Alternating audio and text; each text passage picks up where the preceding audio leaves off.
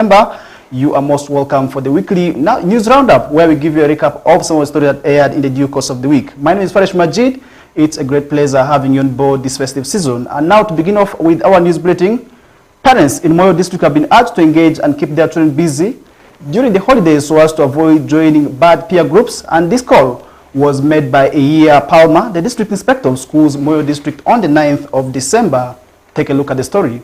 The learners across the country, especially those in pre-primary, primary school, secondary schools and other tertiary institutions, have broken for their holidays and are set to spend at least 2 months at home with their parents as they await the reopening of the new academic year 2025. Iya Palmer, the district inspector of schools Moyo, when asked on the best advice to offer to the parents during these holidays, urged the parents to guide their children in balancing their time and engage them in income generating activities so as to raise money to support them in the next academic year. The learners, the children, should be guided now by the parents on how they balance their time while at home.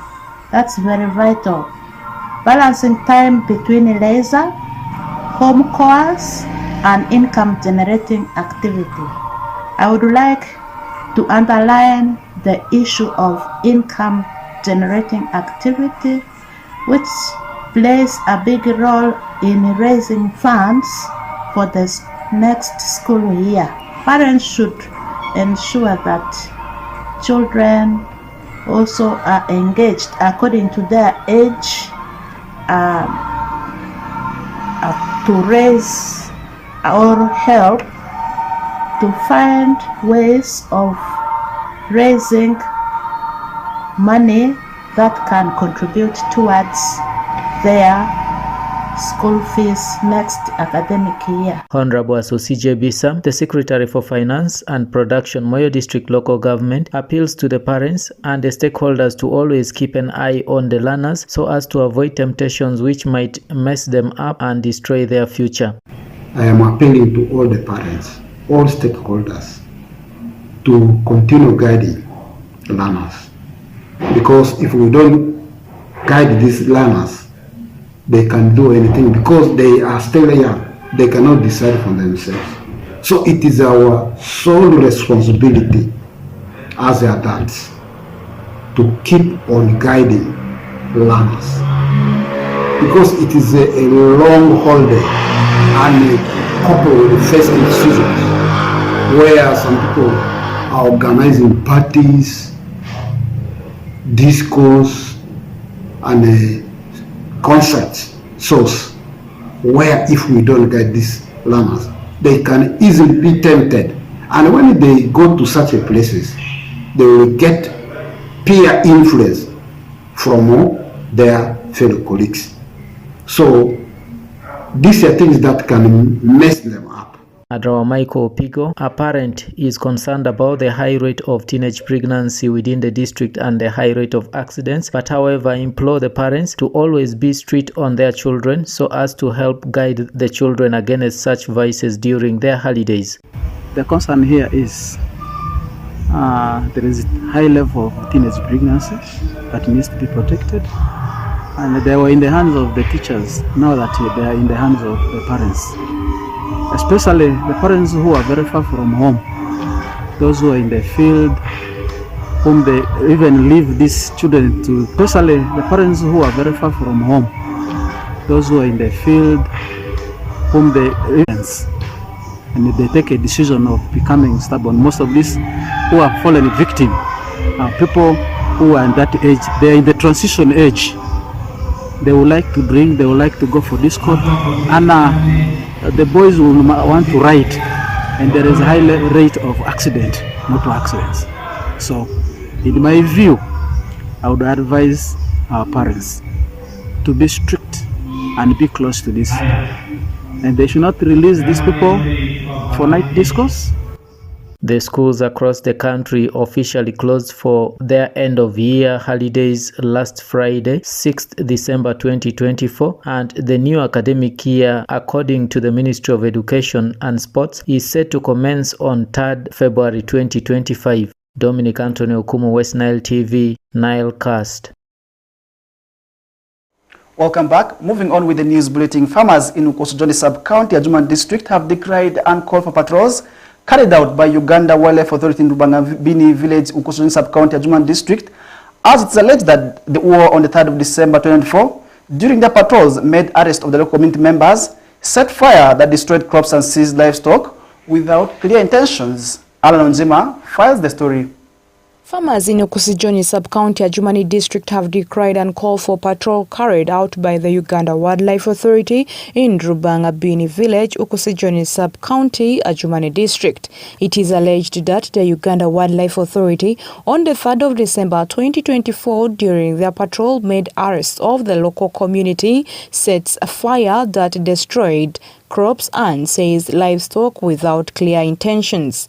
In an interview with Butele Mansour, representative of the local council 1 at Rubangabini Village south of Sinyanya ferry landing site, confirmed the patrol and said at least 5 soldiers from Uganda Wildlife Authority carried out the patrol in his area and looted people's properties, and Mwaso arrested 5 people.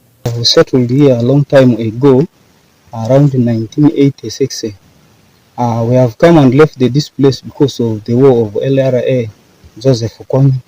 We left the Datu government as collecting us to campsite in Mahadzi, camp settle. We have settled there after the disposal. They are helping us to bring back, and they have told us the area is the reserve. It's really gazetted the reserve, but we don't know who has gazetted the reserve. So we have settled in wetland areas near the water bodies, but from there, this day the waters came full, and we cannot grow there. The water can disturb us. We have the children to pay the school fees. We have everything to do. That's why we're turning back to our place. Draniga Steven, a resident of Aburu village in Ukosojoni Sub-County, Adjumani District, said their food crops were burnt and their livestock reportedly confiscated by Uganda Wildlife Authority. He therefore calls for government intervention. Aje maamvu amamcheleli bare askari zive muke atakiri muke orke otoke amajo tasti joare trom cheletro gwepe oke amata utro endritro ra dia nikodia odetare dia rudri gam dri ke gam ne kare kai le liti majisira ai muja ta da jani ra rongo acholi o chake ko kake asari aje askari amandale mukari are na bare acholi ovya ya wenga ke muke amadriani de anara magamenti taida jar kake da ya suru kake ovya anga chake acholi ko kake mari india ore. Drajuru Rukea, 75-year-old woman, a farmer, while speaking to journalists, said she was attacked by sections of soldiers from Uganda Wildlife Authority. She explained how she was asked to leave her place of residence and ended up flogging her. Village Aburuga, so Ukosojoni Sub-County. Ajeni pade muki dia amuke musule mama muchele mani li digara direct bade achaki ma agagada joki mani mada de there ajo mama zidikinga azima ngade ki anyengu de gamenda nirgakoya ajo aniku joke nikunga nganero ajo brido mazazo zarisi uda sarisi amvelengu peyu gapi mane mujo wadi anjikibo school fees ebe ingone ndega mara lejeleja nde mara sarisi mo koyu. Efforts to get comment from Uganda Wildlife Authority Area Manager Ali Bakit was futile. Meanwhile, the resident District Commission of Adjumani, Taban Peter Data, confirmed the incident and said arrests have been made, but according to the suspects, other people have been left behind who are still on the run. We've got information of the arrests that happened in everybody. And it has been very interesting that there are people left while others are arrested. And also in the arrest, there are other items, as mentioned, that have tasked the leader of UA and the DPC plus the CID to go down to the ground and feed us with the exact report. So the case is under interrogation. I think the details will come out. And if these people are arrested fraudulently, then obviously. The residents of Ukusijoni sub-county have stayed in that land since 1986 without anyone claiming the land. Masidraru, Alanunjima, West Nile TV, Nilecast. Moving on, Kuitring Integrated Food Security Project has empowered over 40 women groups in Padot sub-county with psychological knowledge to fight gender-based violence, which knowledge will help the VSL members to fight the vice. Take a look at the story. Kuchwiny Integrated Food Security Project has empowered over 40 women groups in Padot sub-county with the psychological knowledge to fight gender-based violence, which will help the VSLA members to fight the vice. This was witnessed this afternoon during a charity walk with the members of Padot sub-county, Nebi district. Grace Tugithon, member of Kolonyo village, lauded KIF project in training the beneficiaries selected from each parish. Tugithon is optimistic that the efforts to have attained such knowledge will be put to solve challenges of gender-based violence in the sub-county. Pachi makaro kargimi kum lobre kum wetu ile bangwen matung no geno majuko jo iye wote ka konyu community maleng min wangu nya duki tika beru maber yang chon wangu nya karo gibi rutie ka uni rate pa down manek man ko lebe matung tung ojwek ma ena yenya do for fortune kif ma project maber ma gibi tika tel wiye. So meanwhile, Miriam Onim, another beneficiary, said through KIF project she has learned to solve gender-based violence in community. And Kony man wango kodi KIF matie kode machalo gender champion kony mi e man wango oloko ot para piny mirachiel ne angshon in wango nyaya kateke ne piny mokutie ipacho nyisho wacho chatie piny pare endo kawuoni dong waluongo ngonya piny para nyo nyisho anadhaka luongo para nyo nyisho luongo pare kawuoni dong waluongo nyaya chatie piny mwa. Anirudh Betty Omeka, team leader, KIF project, has pledged support to the VSLA members but urged the women to train other women to help the community in solving such matters. How they can make decisions and how they can come as a family so that they can embrace the work that is before them, so that at the end of the day we are driving at higher productivity, because this project is majorly about producing excess so that people can have enough to consume and have surplus to sell to help them achieve their goals. Reports from Padot sub-county indicate that for the last 3 months, over 88 cases of gender-based violence was reported and some of the victims were cancelled. Alfred Jawok, West Nile TV, Nilecast. Moving on, the ShareNet Conservation Tournament commenced in Yube District from the 10th of December at Medical Secondary School, running for a period of 10 days where the teams have been competing right from the group stages. Now 13 teams confirmed also reconfirmation, and they have been also competing, and these teams have been selected from the ShareNet conservation areas within and outside Yube District, where the winners will be awarded with trophies, medals, and 1 million Ugandan shillings, plus other benefits. Take a look at the story. As part of the efforts to conserve the shea nut tree species from getting extinct in the country, Shea Nut and Natural Oils Conservation Limited, a local factory found in Midgo Town Council Yube District, adapted sports as a tool to spearhead the initiative. This comes at a time where the species is facing extinction as a result of the overwhelming demand for its wood fuel both at the local and international markets. During a press briefing about the upcoming 3rd edition of the Shea Nut Conservation Tournament over the weekend, Imran Ijotre, the Central Executive Officer of Shea Nut and Natural Oils Conservation Limited, found in Yube District, observes that the purpose of the tournament is to raise awareness and also to protect the species. We want to contain the destruction. We know the entire West Nile region is a shea belt, but other places have lost the trees already.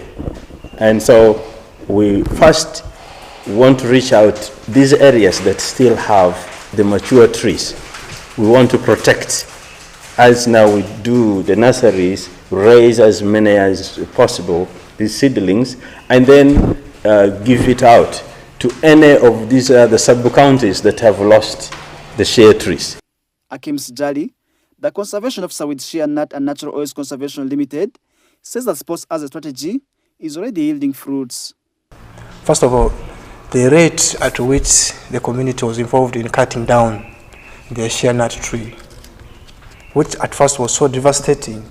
In a day you will find over 100 shea trees could fall down. But when we step up our conservation, sensitization programs, I think by now, by 50%, it has helped to impact a clear message in the communities about the dangers of cutting down the trees. Meanwhile, Miraj Osman, who is in charge of the competition, said that the tournament is only for players who have never featured at professional level, since it aims at identifying and nurturing talent. A player who has ever played, even though you're no longer playing, who has ever played regionals, big league and above, is not allowed to play. Why? The reason is because our intention is to develop, is to give the platform for these players in the grassroots who have never had the chance to show themselves somewhere else. If you play regional above, it means you've been able to show yourself to the whole of West Nile. You have the exposure. So these ones who just play at the district level, these ones, they are not known anywhere. So these are the players that are eligible. Lobe Town Council were the winners in the second edition of the tournament, which had 10 teams beating Arelo sub-county in the finals, as the third edition has 13 teams which have already confirmed participation. Farish Majid, reporting for West Nile TV, Nileka Sports. Moving away from Yube District, now the contractor taking construction works of Shillings 5 billion projects at Wadlight Seed Secondary School has come under the spotlight from the district leadership over alleged slow progress of the works. Alfred Jawok has more details to this story. The contractor taking construction works of 5 billion shillings project at Wadlight Seed Secondary School has come under the spotlight from the district leadership over alleged slow progress of the works. The leaders have queried the initial stages of the construction work of 6 classroom blocks by Rema Construction Company Limited on ground that there are already signs of delay on the completion of the works after the contractor has not completed the work after 18 months in the contract agreement. While visiting the site on 10th December 2024, Moses Arake Dalele, Chief Administrative Officer, Pakwach District, explains that there is a mess at the site since the contractor has not completed the work within the given period. Dalele added that he will serve the contractor with a letter of termination of contract over the delay of the works. All stakeholders are concerned about this project. The delays, the community members are following it up. The school community needed these structures yesterday. I already see children using them because now they have no facilities in the current state. So I think the contractor simply has let us down. These are some of the challenges with hybrid contracts. People take so many sites and yet they are constrained on how to do them in time. So that's where we are. Today we wanted a site meeting, but since they have not come, we may not now talk to ourselves. We may now withdraw and continue monitoring. Once that is due, December reaches and there's no much progress, we are definitely going to release the contract. So basically that is the briefing. One person found at the site who preferred anonymity failed to explain to the district leaders on why the work has stalled for over 21 months now. Honorable Omito Robert Steen, Pakwach District Chairperson, equally said the contractor is overwhelmed with many contracts awarded to him, leading to his termination. This guy has just taken the contract he has taken it for granted. We cannot proceed and continue with him anymore. So we can disseminate that we have that engagement on Friday. Mr. Tiberius Pachotho, Chairman Board of Director, Wadlight Seed Secondary School, appealed to the district engineer to come up with clear reasons why they have taken long to inspect the site. Pacheto expressed his disappointment over the delay of the works, as value for money is not seen. I am really disappointed with the contractor since the contract was given to him. Up to date, he has not completed his construction. Therefore, we as board members, we have decided that we should write a letter to the Ministry of Education and also to the Ministry of Prime Minister and also to... Meanwhile, Christina Shayo, Pakwach District Education Officer, showed her dissatisfaction over the work done at Wadlai City Secondary School after carrying out monitoring at the site. According to Ashayo, the contractor never reported to the site for a meeting with the leaders. As district, they will take necessary measures. They are in touch with the Ministry of Education and Sports over the matter. So we are not going to get tired. On Friday this week, we shall come as he requested. And then we see whether he comes with the person he's subcontracting to continue with this work, with this project. So I think all of us should be back here on Friday at 2.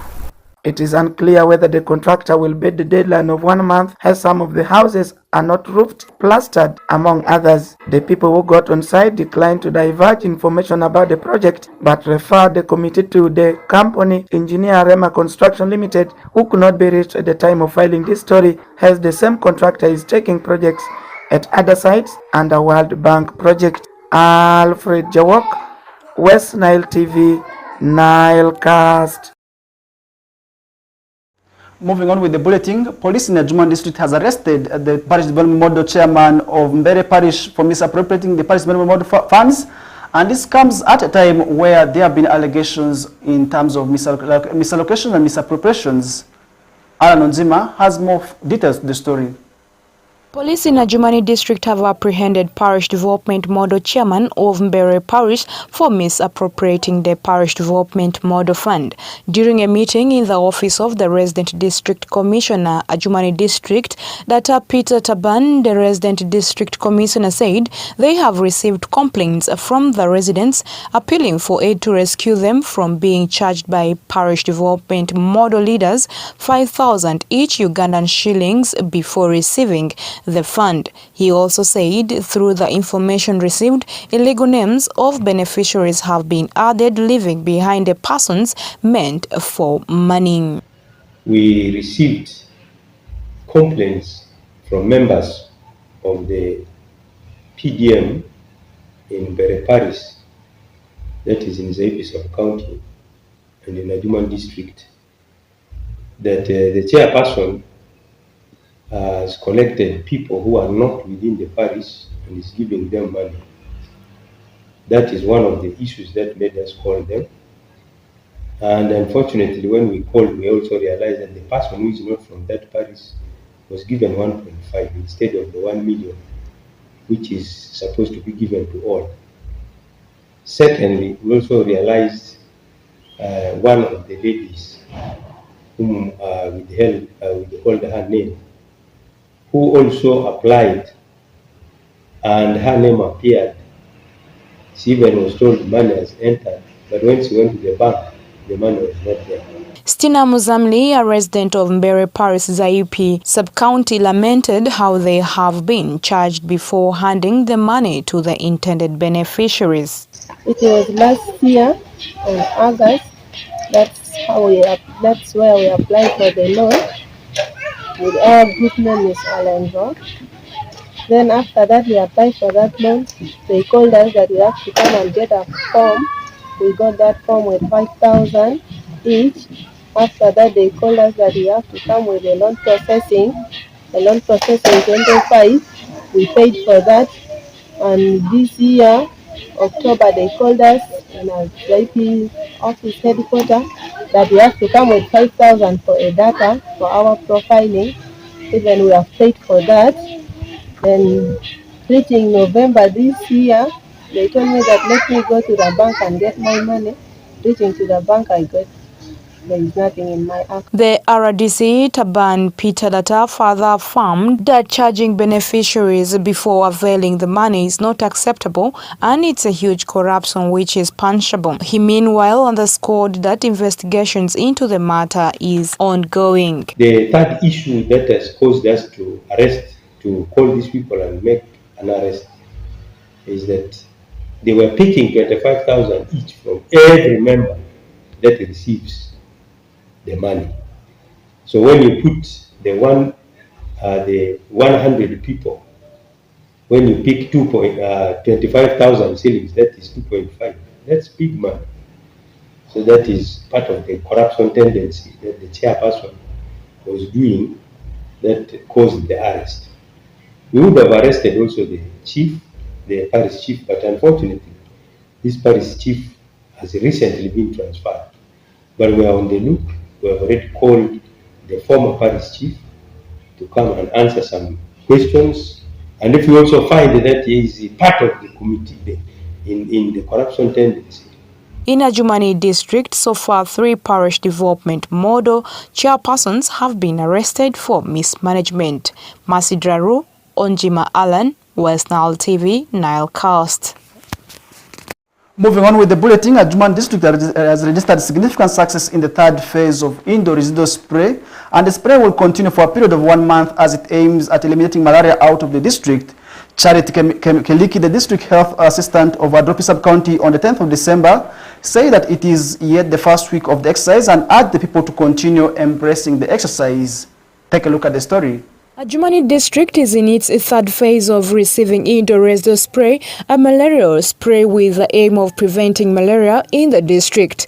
The exercise of indoor residue spray will run for a period of 1 month, and so far Adropi sub-county has registered a significant success. Speaking to journalists at Adropi sub-county headquarters in Adjumani district on the 10th of November 2024, Keliki Charity, the health assistant of Adropi sub-county, said it is the first week of spraying the houses. She appeals to the people of Adjumani to embrace this exercise so as to kick malaria out of the district. From day one, we have been spraying houses per villages. Now we are spread so far 10 villages in Adropi sub-county, but the coverage is so good, and my spray operators, though they are few, we have 20 spray operators in Adropi sub-county, but they are really actively participating.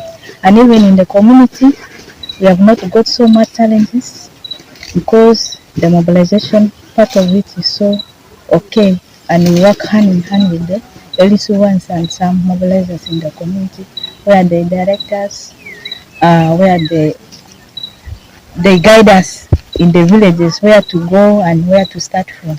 So Agio Kanta, team leader spray operator Adropi sub-county, however, explained some of the challenges they encounter while spraying. Yes, I'm called Agio Kanta, one of the team leader for spray operators in Adropi sub-county. We started our spraying on 3rd. We are now, today is the 7th day. And we have challenges in the field. The challenge is some people have resistance to allow us to enter in their houses to spray. So that one made our work hard in some of the villages in Adropi sub-county. And knowing that malaria is really a threat in our country. Akangi Simon, the area councillor of Penjinji Parish, Adropi sub-county, said this is the 3rd time of spraying houses and said the impact is so much and urged the communities to continue with the use of the mosquito nets. As it is now 3rd round, at first people have said they have got the benefit. I don't know whether it has been from the spray operators, maybe they are mixing the chemical not properly, because other people they are saying they got the benefit. Having spraying their house, they even not sleep in the mosquito net, so they are sleeping freely. But if you move around to other area, some people are saying even if they have sprayed their house. The government of Uganda, through the Ministry of Health, intends to eliminate malaria out of the country by 2030. This explains why several interventions, including the indoor residue spray, are put in place to help achieve this vision. Masidraru Onjima Alan, including the indoor residue spray, are put in place to help achieve this vision. Masidraru Onjima Alan, West Nile Television, Nilecast.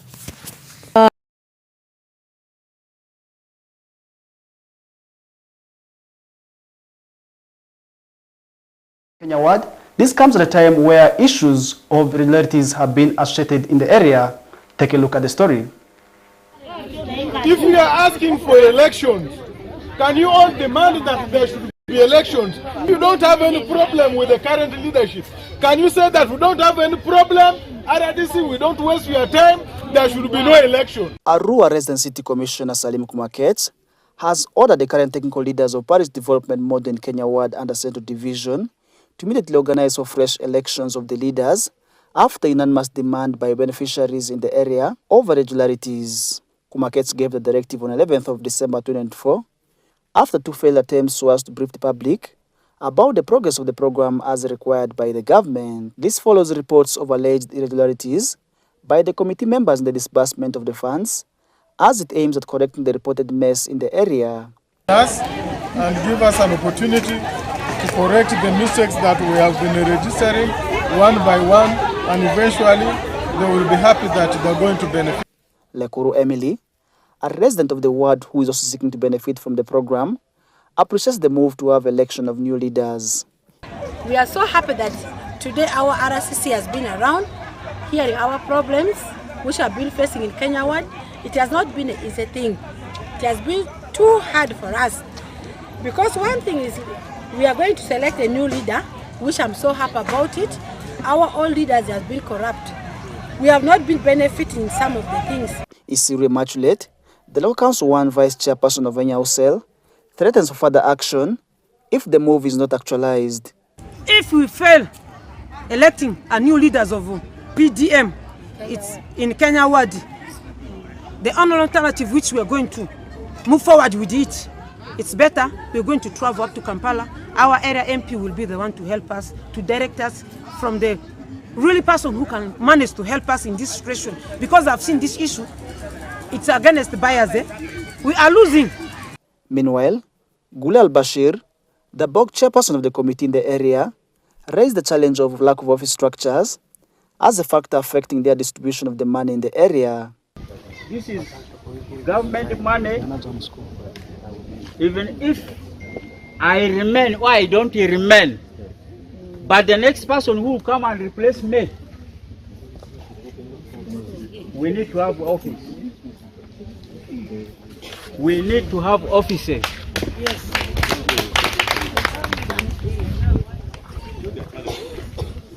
If we don't have offices for PDM, in discipline cases in our homes, more especially the ones who are managing this project, will be much affected. 216 individuals have already received the money in Kenya Ward, as 500 others are waiting to receive the funds meant for poverty eradication.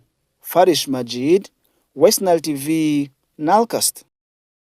And dear viewer, that does it for the weekly news roundup that comes your ways every Sundays from 7 p.m. with me, Farish Majid. And always take care during this festive season. I'm out. Have a good night.